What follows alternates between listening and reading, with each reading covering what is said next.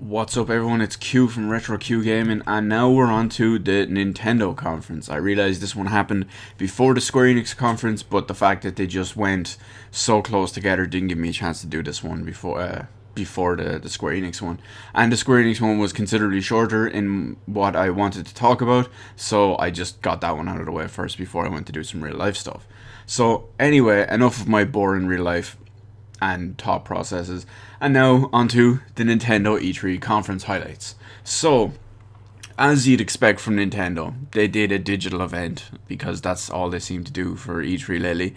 There was obviously some people from E3 or from Nintendo at E3, but they didn't have their own big show. It was a special digital event. So it started with this intro that was done with Muppets.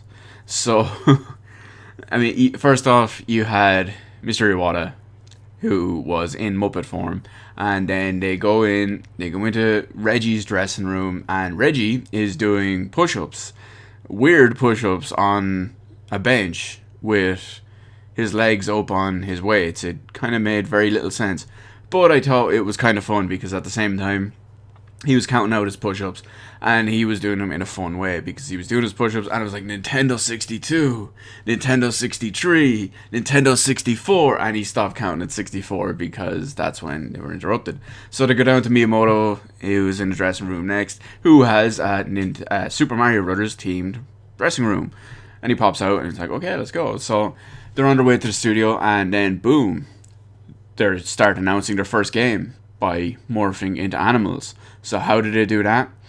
They morph into 3 of the Starfox. Yes, that's right, Starfox. 3 of the Starfox pets, if you will, animals. So they flipped out, changed completely, and then they went straight into the actual gameplay reveal. And now that is going to be called Starfox Zero on the Wii U. It's coming out in 2015, so it will be out at some point this year. It now features a transforming ship, so they went into a little bit more detail on it, and they have the standard Arrowwing. It can also change into a tank mode to go along the ground. It also had kind of a hovercopter drone kind of form, and there was another one in there as well that looked kind of a little bit like a robot, if you will, but it was kind of hard to tell, but we'll see more about that anyway because it is out this year, so chances are they're going to need to talk more about it.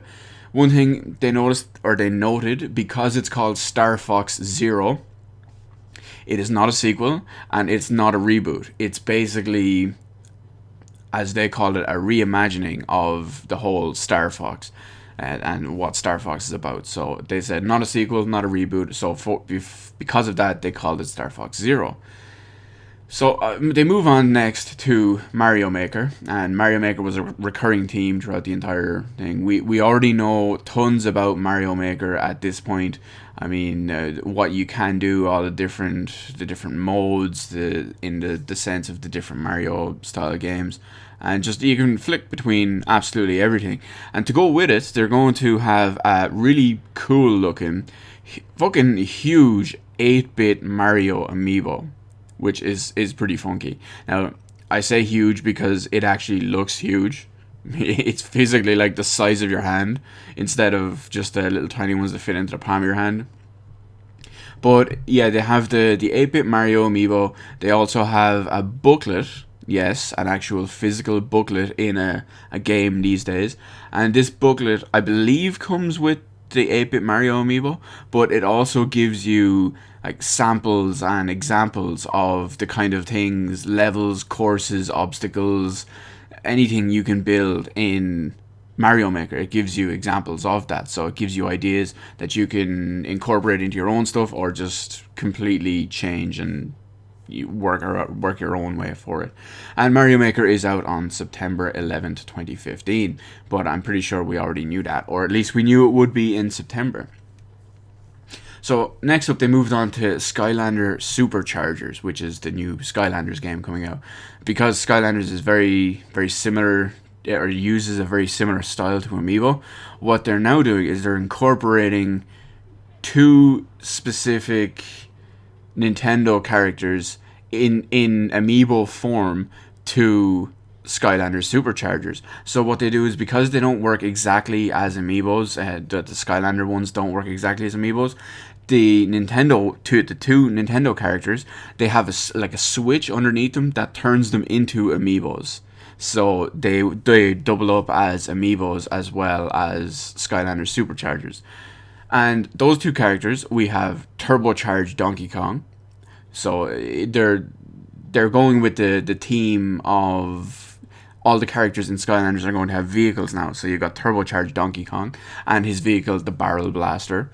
And then you've got Hammer Slam Bowser with the Clown Cruiser. So it's pretty funky anyway. And obviously once you twist the switch on the bottom of the characters, they do turn into amiibos for use with other amiibo games and other games that support those specific amiibos.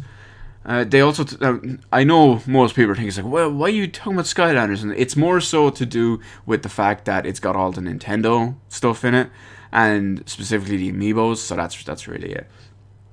Next up, we've got a new Zelda game. And this Zelda game is coming to the 3DS. It's a multiplayer focused one. I think it can also be played single player, but it is multiplayer focused, and pretty much everything they showed off was multiplayer based, and a lot of the stuff they explained was multiplayer based. So it's going to be out at some point in fall 2015. It is up to 3 players because it has, there's the aspects and team play that they've showed off. I mean, you would stand all the links on top of each other's shoulders to make like a giant totem, and that will allow you to shoot stuff that you cannot usually reach, shoot switches to activate, whatever doors or platforms to allow you to progress. Or there's scenes where you have to work together by say, there was one example where everyone was on a different platform and two links were blocked off, but one wasn't, and that one could get a bomb. He would throw the bomb over to the next one, and that link would throw the bomb over to the third one, and they could all go from there. So that's just a quick little demo, if you will, of the. Oh Jesus, excuse me, I'm suddenly dying in my eyes and nose. I think it's because I'm still not fully better from being sick. But sorry, where was I? Yeah, so the multiplayer aspect of it looks pretty heavily focused on. They also talked about a different gameplay mode or gameplay system that they're bringing into it as well. It's a fashion element system, basically. So what works is you do stuff to find and unlock new costumes, new outfits, and those new outfits give you different abilities, and those different abilities give you different ways to play. So there's going to be, I'd imagine there's going to be tons of them. They showed some of them off. Specifically, they showed the Zelda one, and it's going to be online multiplayer as well as local multiplayer, so that's handy. What I did notice is that because it comes out in fall of 2015, chances are it's going to come out before I'm hitting up one of the conventions in Dublin. So me and 2 friends who will most likely also buy it will all be in the same hotel room with our 3DSs, probably rocking the shit out of The Legend of Zelda Triforce Heroes. I almost forgot to put the name in there. So next up is Hyrule Warriors Legends on 3DS. It's not a direct port of Hyrule Warriors on Wii U. It's more of they call it a reimagining complete version, if you will. So it's a reimagining of Hyrule Warriors on the 3DS. It also comes with all the DLC included, and it will have a couple of extra features and extra content just for this version. It mostly featured all the new content mostly features characters and levels and designs and just stuff in general from Wind Waker. So that's another thing for now. I'm not a fan of the Hyrule Warriors game, but the fact that it's Zelda, I kind of wanted to just throw it in here. Now this one broke my absolute heart when I saw this. I saw the announcement. Excuse me, I'm sniffling here. I saw the announcement and I was like, what is this game? Why is this existing? This looks like a free-to-play eShop title. And then it turns out it's Metroid Prime Federation Force. And I just facepalmed. Now, I love Metroid, but I just facepalmed. It looks like Lego Bionicle, but it's designed for a 4-player co-op Metroid mission system. So there's not much details other than that in it. It showed a little bit of gameplay. It's first person, and you work cooperatively with up to 3 other players to do cooperative missions in the Metroid Prime universe. And that's pretty much it. It also comes with another mode, which is basically some sort of pinball. It's called Metroid Blast Ball, and this game will be out in 2016. Now, next up, I lost my shit, and they showed Fire Emblem Fates, which is the new Fire Emblem game, and it looks absolutely gorgeous. It's everything you'd expect from a Fire Emblem game, which is quality visuals, badass gameplay. It's got a good story. It's got great art. It's got great design. It looks like it's going to be a great game. There was no actual factual information in this presentation other than just looking badass, and to say that it will be out in 2016. Chances are I'm going to end up buying both versions of that, because why the fuck not? After that, they showed off a game which I am also really, really, really fucking looking forward to. And again, they did the same thing. They gave no info. They just spent like 5 minutes showing badass visuals and badass art and just what is going to be badass gameplay. And it also has a different name that I always forget in English, because I always forget it has a different name. But for everyone who even knows what it is, everyone probably knows I'm already talking about Shin Megami Tensei X Fire Emblem. So yes, it looks fucking cool. They've said 2016, and it's going to be on the Wii U as expected. Then we move on to Xenoblade Chronicles X with a new trailer, and the new trailer, it basically reinforces all the reasons why Xenoblade Chronicles X looks badass in general, and this just makes it look even more badass between all the cool places in the world, all the exploration, all the, I think they're called dolls or mecha, or I can't remember what they're called, but all the suit system, and just badass cutscenes and visuals, and it makes you forget that it's on the Wii U. And they finally announced a release date, and it is coming out on the 4th of December 2015. I can't wait. That's all I can say. It's been a long time coming, and another 5 months is going to kill me, but I'll have to do it anyway. So after that, they moved on to Animal Crossing, the new Animal Crossing game. It's Animal Crossing Happy Home Designer. It looks kind of like I won't call it a design sim. Well, maybe it is. It's like a housing design simulator. You design and outfit houses for all the characters for the Animal Crossing world, and there wasn't really much gameplay expanded on beyond that. I mean, to what end? Who knows? But it will be out on September 25th.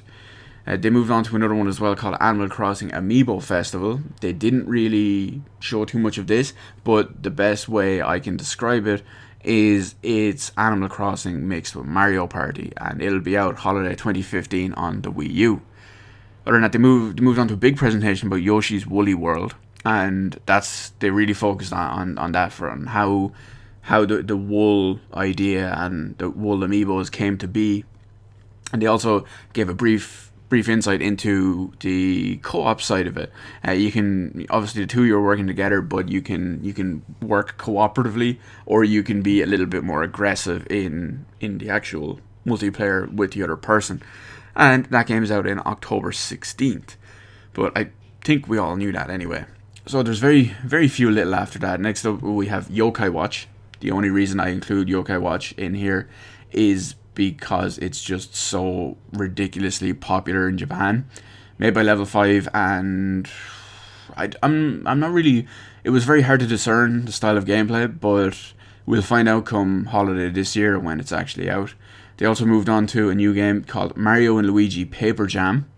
And Mario & Luigi Paper Jam is basically a cross between a 3D adventure game and Paper Mario. So you have 3D Mario and Luigi running around with 2D paper versions of Mario and Luigi.